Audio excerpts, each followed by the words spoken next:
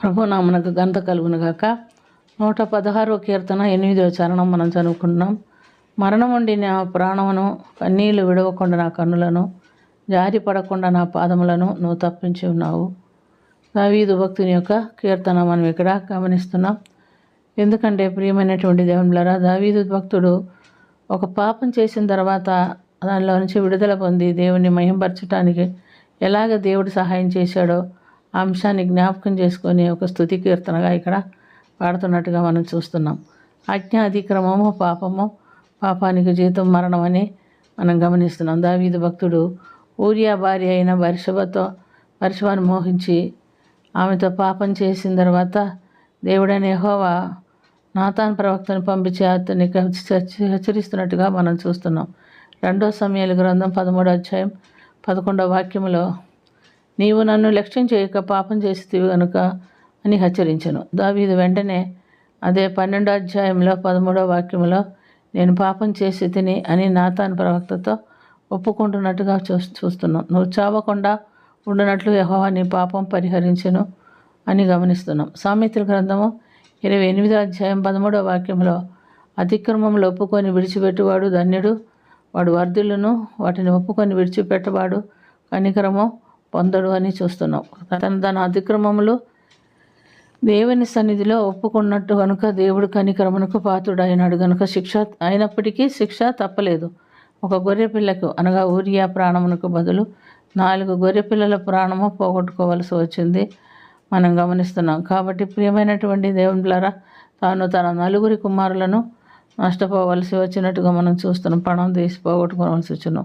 మొదట మనం గమనిస్తే 1 సమూయేలు 2 సమూయేలు 12:15-18 వరకు చూసినప్పుడు, ఊరియా భార్యలందు జన్మించినటువంటి బిడ్డ మరి కాయలా పడి ఉన్న రోగం వచ్చింది కనుక అతని కొరకు ఎంత మొరపెట్టినా అతడు మరణించినట్టుగా చూస్తున్నాం. రెండవదిగా మనం చూస్తే 2 సమూయేలు 13వ అధ్యాయం 28వ వాక్యములో, అబ్షాలోము తన సహోదరి అయిన తామారును అమ్నోను చెరిపినందుకు అమ్నోను ప్రాణం తీస్తున్నట్టుగా మనం చూస్తున్నాం. మూడవదిగా తన కుమారుడైనటువంటి అబ్షాలోం 2 సమూయేలు 18:15లో తను తాను రాజుగా ప్రకటించుకొని తన తండ్రికి వ్యతిరేకంగా నిలిచినందున ఆ యుద్ధంలో అబ్షాలోము చనిపోయిను. 4వదిగా మనం గమనించినప్పుడు 1 రాజుల గ్రంథం 2వ అధ్యాయం 25వ వాక్యంలో, ఆదోనియా షూనేమీరాలైనటువంటి అబీషగును తనకు భార్యగా అడిగినందున అతడు చంపబడెను. ఈ విధంగా దావీదు చేసిన పాపమునకు శిక్ష విధించబడెను. అయితే దావీదు పాపం చేసి దానిని దేవుని చేత హెచ్చరిక చేయబడినప్పుడు జారిపడకుండా తన పాదములను తప్పించుకునేదానికి దేవుడు సహాయము చేశాడు. మరణ పొందకుండా రక్షించబడ్డాడు. కనుక మనము పాపము చేయకూడదు. ఒకవేళ చేసినప్పటికీ చేసిన పాపములు దేవుని సన్నిధిలో ఒప్పుకొని విడిచిపెట్టి దేవుని మీద క్షమాపణ పొందితే మనకు కూడా బ్రతకటానికి దేవుడు సహాయము చేస్తాడు.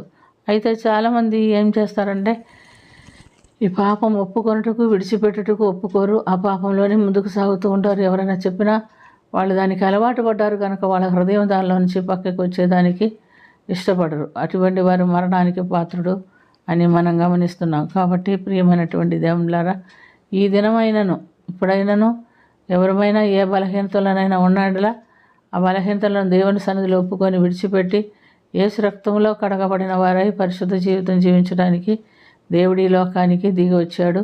కాబట్టి ఈ ధన్యతను పోగొట్టుకోనకుండా మనము ఆయన రాజ్యంలో ప్రవేశించేవారుగా ఉండనట్లుగా దేవుడు మనకు సహాయము చేయునుగాక. ఆమేన్. ప్రార్థన చేసుకుందాం. ప్రేమ కలిగిన తండ్రి, కృప కలిగిన ప్రభువా, యేసు రక్షగా అధిక్రమంలో ఒప్పుకొని విడిచిపెట్టువాడు ధన్యుడని సెలవిచ్చిన నీ మాటను బట్టి స్తుతి స్తోత్రం నా ప్రభువా. మేము ఏమో పాపం చేసినా మాకు తెలియగానే దాన్ని ఒప్పుకొని విడిచిపెట్టి మరలా చేయకుండా ఈ లోకంలో జీవించుటకు నువ్వు మాకు ధన్యత ఇచ్చున్నావు. అట్టి ధన్యత కలిగినటువంటి జీవితం ప్రతి ఒక్కరూ కలిగి ప్రతి విధమైన పాపం నుంచి విడుదల పొంది పరిశుద్ధ జీవితం జీవించుటకు మాకందరికీ సహాయం చేయమని, దీవించమని, కరుణించమని యేసుక్రీస్తు పుణ్యనామమున మిక్కిలి వినయంతో అడిగి వేడుకొంచున్నాము తండ్రి. ఆమేన్.